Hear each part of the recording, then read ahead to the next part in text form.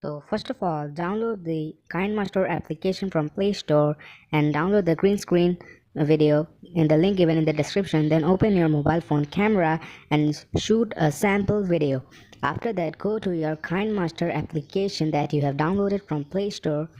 Then it will ask some permission. Click on the plus sign given there, select a ratio or select the empty project option.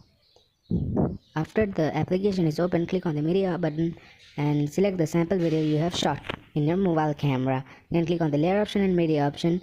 Then select the video a solid color. Select a solid color from the background option. You have to select a red color for this.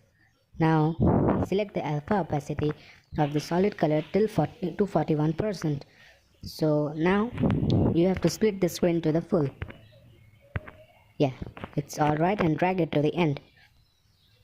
Now go to the beginning of the video and click on the layer option and media option and select the green screen that I provided you in the link in the description below. Then split the screen to the full and apply the chroma key option here, enable it. Now see, you are done. You can see the HUD effect of Terminator. It's quite amazing. So if you have liked the video, please like, share, comment and subscribe my YouTube channel so you never miss another update whenever I upload a new video. So thank you friends for watching. Have a nice day. Goodbye.